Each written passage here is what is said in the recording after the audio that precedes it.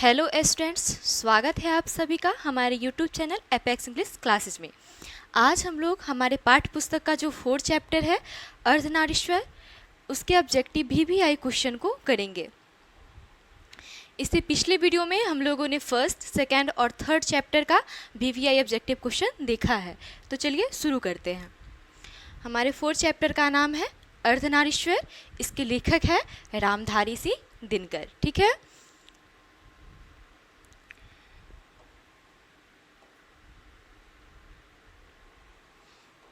हमारा first question है,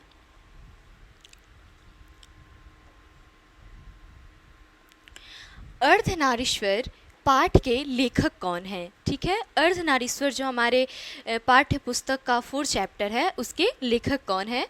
इसका फर्स्ट ऑप्शन है नामवर सिंह, सेकेंड ऑप्शन है रामचंद्र शुक्ल, थर्ड ऑप्शन है हजारी प्रसाद और फोर्थ ऑप्शन है रामधारी सिंह दिनकर।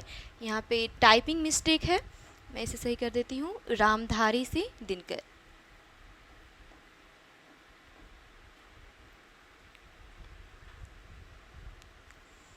ठीक है, हमारा 4th ऑप्शन है रामधारी सिंह दिनकर। तो इसका जो राइट आंसर क्या हो जाएगा, रामधारी सिंह दिनकर।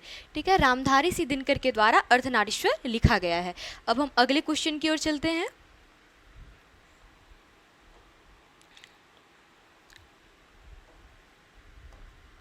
हमारा अगला क्वेश्चन है, अर्धनारीश्वर का संबंध किस विधा से है। ठीक है, अर्धनारीश्वर का संबंध किस विधा से है, यानी अर्धनारीश्वर क्या है। ठीक है, इसका फर्स्ट ऑप्शन है निबंध, सेकंड ऑप्शन है कहानी, थर्ड ऑप्शन है एकांकी और फोर्थ ऑप्शन है व्यंग्य। ठीक है, तो क्या है अर्धनारीश्वर, अर्धनारीश्वर क्या है, निबंध है। ठीक है, अब हम अगले क्वेश्चन की ओर चलते हैं।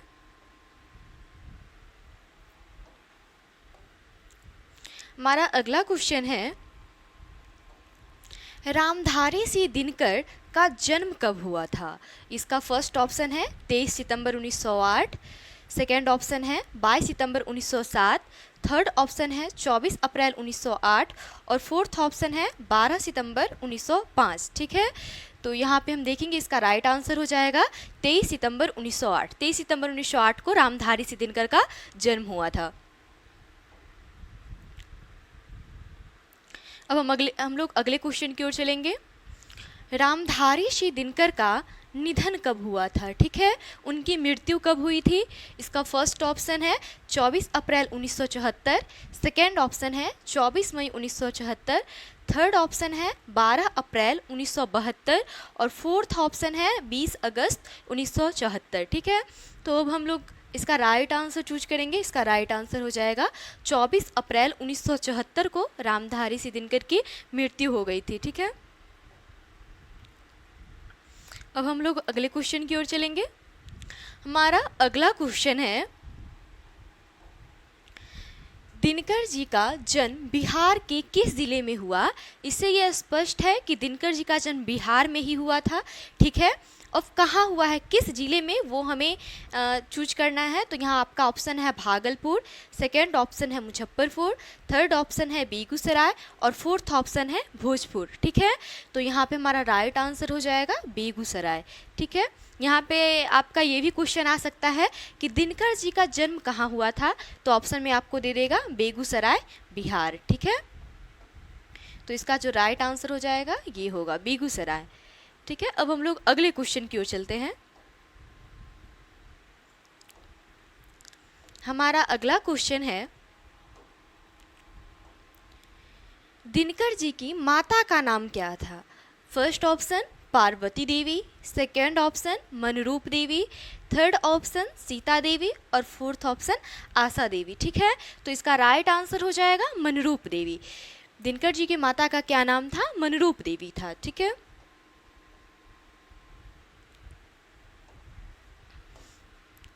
अब हम लोग अगले क्वेश्चन की ओर चलते हैं। दिनकर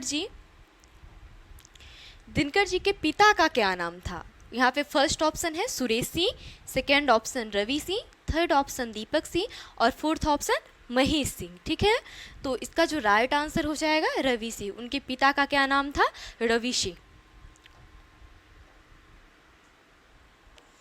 अब हम लोग अगला क्वेश्चन देखते हैं। 8 नंबर क्वेश्चन है हम लोग का। दिनकर जी किस विश्वविद्यालय के उपकुलपति थे? ठीक है, किस विश्वविद्यालय के उपकुलपति थे? पहला है मिथिला विश्वविद्यालय, दूसरा है मुंगेर विश्वविद्यालय, थर्ड ऑप्शन है हमारा भागलपुर विश्वविद्यालय, और हमारा फोर्थ ऑप्शन है इनमें से कोई नहीं। ठीक है, तो यहाँ पे हम देखेंगे वो किस विश्वविद्यालय के उपकुलपति थे। ठीक है, कितने बार आया हुआ क्वेश्चन है, काफ़ी इंपॉर्टेंट क्वेश्चन है ये। तो यहाँ पे देखेंगे इसका राइट आंसर हो जाएगा भागलपुर विश्वविद्यालय। अब हम लोग अगले क्वेश्चन की ओर चलते हैं। हमारा अगला क्वेश्चन है दिनकर जी की पहली कविता। ठीक है, दिनकर जी की पहली कविता किस पत्रिका में प्रकाशित हुई? उनकी जो पहली कविता थी, ठीक है, वे अपना जो फर्स्ट पोएम लिखे हुए थे वो किस पत्रिका में संपादित हुई थी? तो यहाँ पे फर्स्ट है छात्र सहोदर, सेकंड है छात्र पत्रिका, थर्ड ऑप्शन है हमारा छात्र मित्र, और फोर्थ ऑप्शन है इनमें से कोई नहीं। तो उनका जो पहला कविता था, उनकी जो पहली कविता थी वो छात्र सहोदर नामक पत्रिका में छापी गई थी। ठीक है, अब हम लोग अगले क्वेश्चन की ओर चलते हैं। हमारा अगला क्वेश्चन है दिनकर जी की पहली कविता किस वर्ष प्रकाशित हुई? ठीक है, उनकी जो पहली कविता थी वो छात्र सहोदर नामक पत्रिका में छापी गई थी, और वो कब प्रकाशित हुई थी ये इससे पूछ रहा है।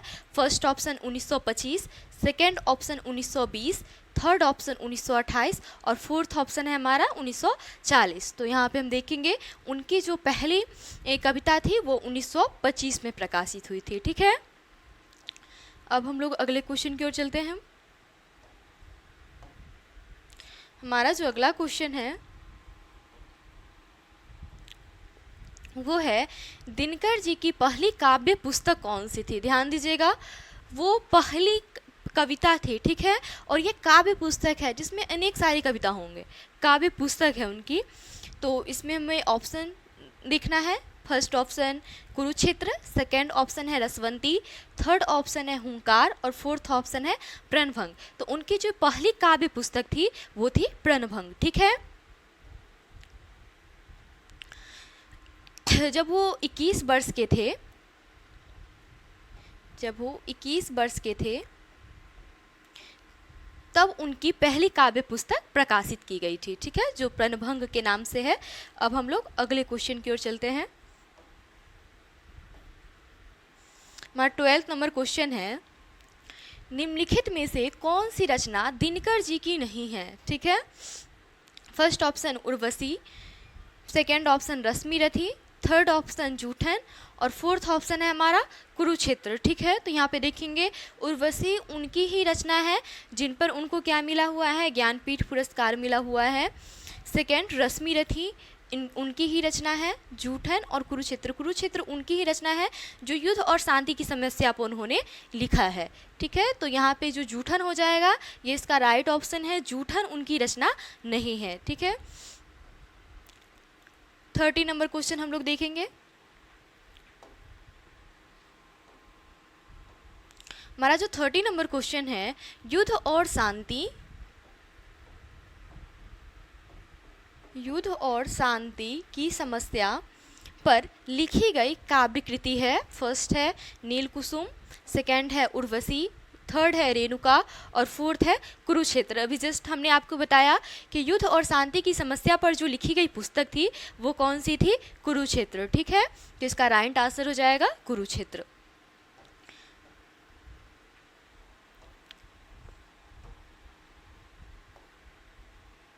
हमारा 40 नंबर क्वेश्चन है संस्कृति के 4 अध्याय। ठीक है, संस्कृति के 4 अध्याय किसकी कृति है? इसे किसने लिखा है? ठीक है, हमारा फर्स्ट ऑप्शन है गुलाबदास, सेकंड ऑप्शन है हजारी प्रसाद द्विवेदी, थर्ड ऑप्शन है आचार्य सीताराम चतुर्वेदी, और फोर्थ ऑप्शन है रामधारी सिंह दिनकर। ठीक है, तो संस्कृति के 4 अध्याय को किसने लिखा है? रामधारी सिंह दिनकर ने लिखा है। ठीक है, हमारा अगला 50 नंबर क्वेश्चन है दिनकर जी को किस कृति पर भारतीय ज्ञानपीठ पुरस्कार मिला था? तो फर्स्ट ऑप्शन है उर्वशी, सेकेंड ऑप्शन है हुंकार, थर्ड ऑप्शन है नीलकुसुम और फोर्थ ऑप्शन है रश्मिरथी। ठीक है, तो दिनकर जी को भारतीय ज्ञानपीठ पुरस्कार जो मिला था वो उर्वशी उनकी कृति है, जिसके कारण उन्हें क्या मिला है? भारतीय ज्ञानपीठ पुरस्कार मिला हुआ है। तो इसका राइट आंसर क्या हो जाएगा? उर्वशी। ठीक है, हमारा 60 नंबर क्वेश्चन है, दिनकर जी को किस कृति पर साहित्य अकादमी पुरस्कार मिला है? ठीक है, काफ़ी इंपॉर्टेंट क्वेश्चन है ये। ज्ञानपीठ पुरस्कार उन्हें मिला है उर्वशी पर, और साहित्य अकादमी पुरस्कार हम देख रहे हैं इसमें किस पे मिला है? First option Urvashi, second option है हुंकार, थर्ड ऑप्शन है संस्कृति के 4 अध्याय और फोर्थ ऑप्शन है रश्मिरथी। तो यहाँ पे देखेंगे उन्हें जो भारतीय साहित्य अकादमी पुरस्कार मिला है वो किस पर मिला है? संस्कृति के 4 अध्याय पे। ठीक है, इस पे क्या मिला है? भारतीय ज्ञानपीठ पुरस्कार।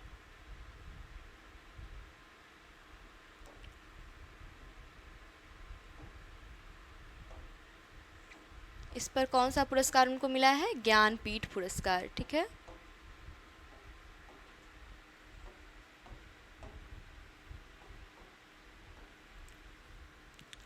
अब हम लोग अगले क्वेश्चन की ओर चलते हैं।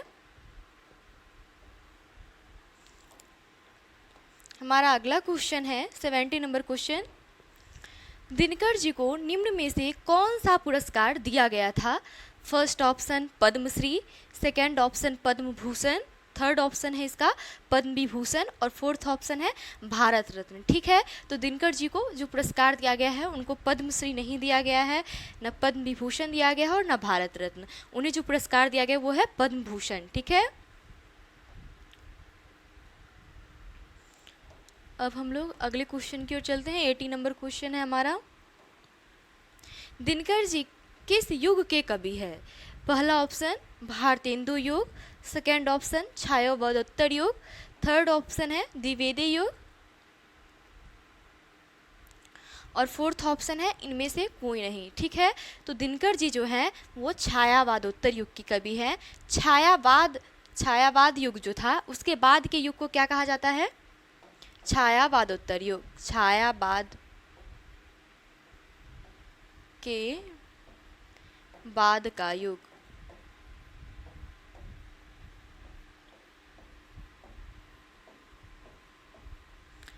छायावाद के बाद का जो युग था उसे क्या कहा गया? छायावादोत्तर युग। ठीक है, तो इसका राइट आंसर क्या हो जाएगा? छायावादोत्तर युग। अब हम लोग अगले क्वेश्चन की ओर चलते हैं। हमारा 90 नंबर क्वेश्चन है, दिनकर जी किस रूप में प्रसिद्ध है? ठीक है, फर्स्ट ऑप्शन जनकवि, सेकेंड ऑप्शन राष्ट्रकवि, थर्ड है लोक कवि और फोर्थ है इनमें से सभी। तो क्या कहा जाता है? राष्ट्रकवि रामधारी सिंह दिनकर। तो वो किस रूप में प्रसिद्ध है? राष्ट्रकवि के रूप में प्रसिद्ध है। ठीक है, हम लोग अगले क्वेश्चन की ओर देखते हैं। हमारा 20 नंबर क्वेश्चन है, अर्धनारीश्वर क्या है? अर्धनारीश्वर क्या है? फर्स्ट ऑप्शन कविता, सेकेंड ऑप्शन कहानी, थर्ड ऑप्शन नाटक और फोर्थ ऑप्शन निबंध। ये एक निबंध है जिसे रामधारी सिंह दिनकर के द्वारा लिखा गया है। ठीक है,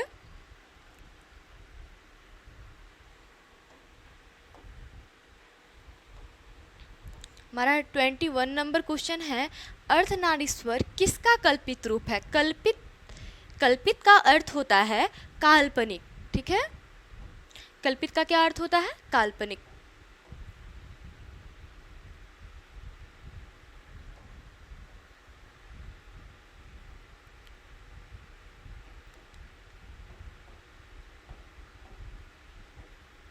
काल्पनिक या बनावटी। ठीक है, जो मन से कहा गया हो, मिथकीय होता है। अर्धनारीश्वर किसका कल्पित रूप है? फर्स्ट ऑप्शन है विष्णु लक्ष्मी का, सेकेंड ऑप्शन है राधा कृष्ण का, थर्ड ऑप्शन है इंद्र इंद्राणी का और फोर्थ ऑप्शन है शंकर पार्वती का। ठीक है, तो यहाँ पे हम देखेंगे इसका राइट आंसर क्या हो जाएगा? शंकर पार्वती का। अर्धनारीश्वर किसका कल्पित रूप है? शंकर पार्वती का। ठीक है, 22 नंबर क्वेश्चन है, अर्धनारीश्वर में किसके गुण का समन्वय है? अर्धनारीश्वर जो निबंध है उसमें किसके गुण का समन्वय है? फर्स्ट ऑप्शन नारी के, सेकेंड ऑप्शन पुरुष के, थर्ड ऑप्शन नारी एवं पुरुष दोनों के, और फोर्थ ऑप्शन है इनमें कोई नहीं। ठीक है, तो यहाँ पे हम देखेंगे इसका जो राइट आंसर हो जाएगा नारी एवं पुरुष दोनों के। ठीक है, अर्धनारीश्वर जो है इसमें शिव पार्वती का कल्पित रूप माना गया है, तो यहाँ पे नारी एवं पुरुष दोनों की चर्चा की गई है। ठीक है,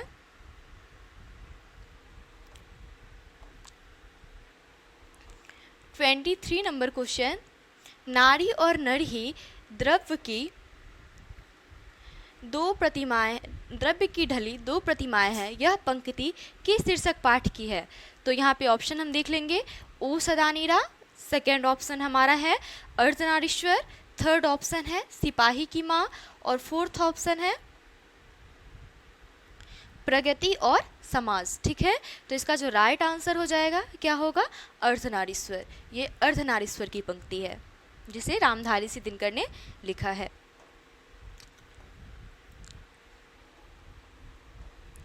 24 नंबर क्वेश्चन, पुरुष रूप तो वृक्ष बन बैठा और नारी को उसने क्या बना दिया? ठीक है, यहाँ पे हम देखेंगे इसका ऑप्शन कली, सेकेंड ऑप्शन है लता, थर्ड ऑप्शन है लहर, और फोर्थ ऑप्शन है छाया। पुरुष क्या बन बैठा? वृक्ष, तो वो नारी को उसने क्या बना दिया? यहाँ पे देखेंगे कली, फर्स्ट ऑप्शन है, सेकेंड ऑप्शन लता। वृक्ष पर क्या निर्भर रहती है? लता। ठीक है, तो इसका जो राइट आंसर हो जाएगा लता। पुरुष वृक्ष बन बैठा है खुद और नारी को खुद पर निर्भर कर दिया है। ठीक है, नारी को इसमें बताया गया है कि उसने लता के समान उसे बनाया है, उसे लता बना दिया है। जो वृक्ष पर, लता क्या होती है? वृक्ष पर निर्भर रहती है, तो इसका राइट आंसर क्या हो जाएगा? लता। अब हम लोग अगले क्वेश्चन की ओर चलते हैं। 25 नंबर क्वेश्चन है हमारा, यदि पति विचार है तो पत्नी को किस रूप में दर्शाया गया है? ठीक है, यहाँ पे फर्स्ट ऑप्शन है लता, सेकेंड ऑप्शन है छाया, थर्ड ऑप्शन है भावना, और फोर्थ ऑप्शन है हृदय। ठीक है, यदि पति विचार है, थॉट है, तो पत्नी क्या है? तो पत्नी जो मन की भावना होता है, ठीक है, भावना से पत्नी को दर्शाया गया है कि यदि पुरुष विचार है तो स्त्री क्या है? भावना है। अब हम लोग अगले क्वेश्चन की ओर चलते हैं। हमारा 26 नंबर क्वेश्चन है, किस रचनाकार की पंक्तियां है? नारी स्वप्न है, नारी सुगंध है, नारी पुरुष की बाह पर झूलती हुई जूही की माला है। इस वाक्य से ही पता चलता है कि नारी जो है क्या है? पुरुष पर डिपेंड है। ठीक है, पुरुष पर निर्भर है। तो ये किस रचनाकार की पंक्तियां है?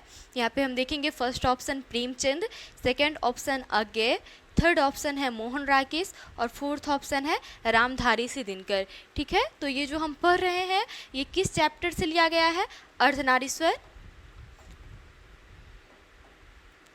अगर आपसे ये क्वेश्चन पूछा जाए कि ये जो पंक्तियां है यह किस पार्ट से ली गई है, तो इसका आंसर हो जाएगा अर्धनारीश्वर। और अगर ये पूछा जाए कि ये किस रचनाकार की पंक्तियां है, तो इसके जो निबंधकार है रामधारी सिंह दिनकर, ये इसका राइट आंसर हो जाएगा। ठीक है,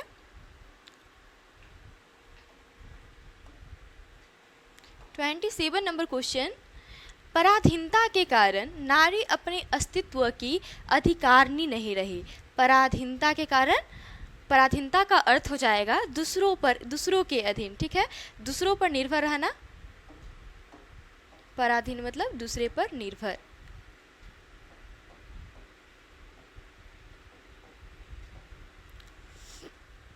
तो पराधीनता के कारण नारी अपने अस्तित्व की अधिकारिणी नहीं रही, कथन किस पाठ से संबंधित है? ठीक है, फर्स्ट देखेंगे इसका ऑप्शन संपूर्ण क्रांति, सेकंड ऑप्शन है इसका ओ सदानीरा, थर्ड ऑप्शन है बातचीत, और फोर्थ ऑप्शन क्या है? अर्धनारीश्वर। ठीक है, तो इसका जो राइट आंसर हो जाएगा अर्धनारीश्वर। इसमें पुरुष और नारी का आपको जो क्वेश्चन दे, पुरुष और नारी का जिसमें तुलना किया गया हो, इनका संबंध बताया गया हो, तो वो किस चैप्टर से रिलेटिव होगा? अधिकांशतः अर्धनारीश्वर से ही होगा।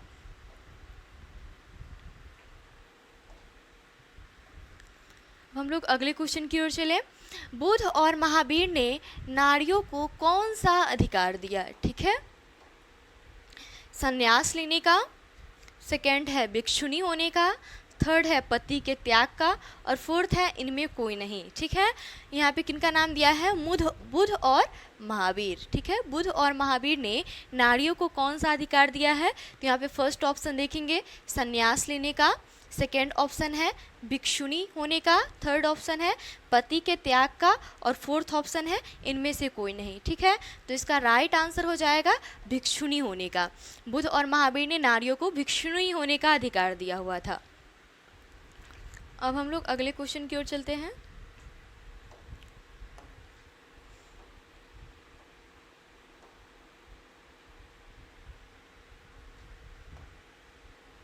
हमारा अगला क्वेश्चन है 29 नंबर क्वेश्चन। पुरुष जब नारी के गुण सीखता है तो वह देवता बन जाता है, किंतु जब नारी नर के गुण सीखती है तो वह राक्षसी बन जाती है। ठीक है, पुरुष जब नारी के गुण सीखता है तो क्या बन जाता है? देवता बन जाता है, और जब नारी नर के गुण सीखती है तो क्या बन जाती है? राक्षसी बन जाती है। यह किसका कथन है? ये दिया हुआ है अर्धनारीश्वर में। ठीक है, अर्धनारीश्वर जो पाठ है उसमें इसकी चर्चा की गई है, लेकिन ये कहा किसने है? ये कथन किसका है? ठीक है, क्या ये कथन दिनकर जी का है? क्या ये कथन रविंद्रनाथ का है? थर्ड ऑप्शन इसका प्रेमचंद, और फोर्थ ऑप्शन है इनमें कोई नहीं। ठीक है, तो यहाँ पे हम देखेंगे प्रेमचंद जी का कथन है। प्रेमचंद जी ने ही कहा है कि जब पुरुष जब नारी के गुण सीखता है तो वह देवता बन जाता है, और जब नारी नर के गुण सीखती है तो वो क्या बन जाती है? राक्षसी बन जाती है। ठीक है, तो इसका राइट आंसर हो जाएगा प्रेमचंद। अब हम लोग अगले क्वेश्चन की ओर चले। 30 नंबर क्वेश्चन है हमारा।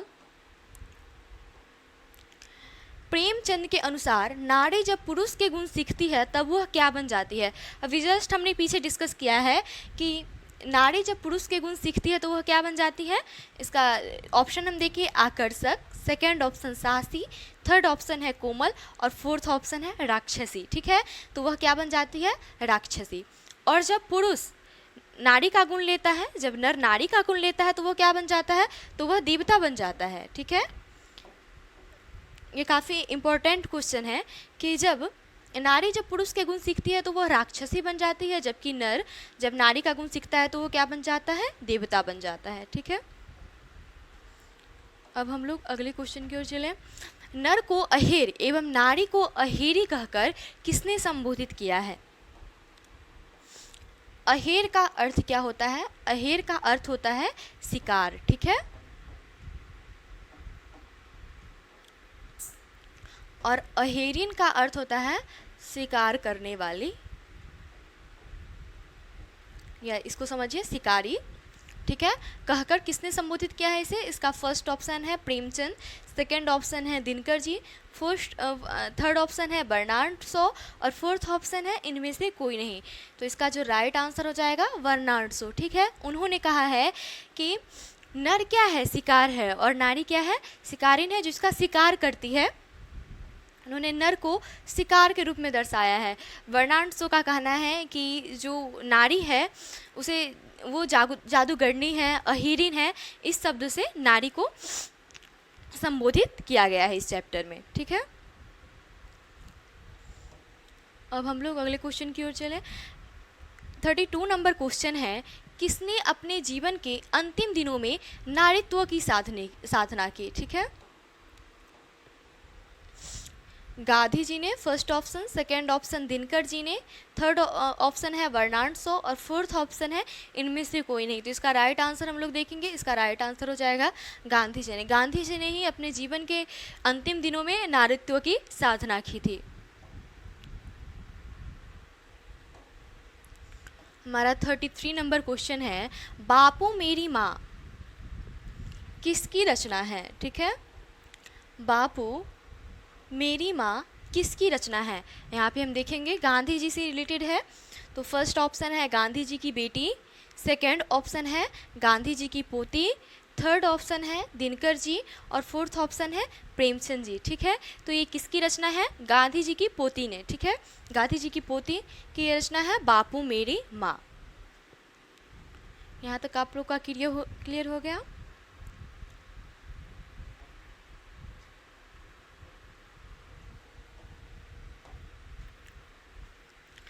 आज हम 33 क्वेश्चंस का सीरीज़ लेकर के आए हुए थे और यहीं पे आज हम अपने वीडियो को समाप्त करते हैं।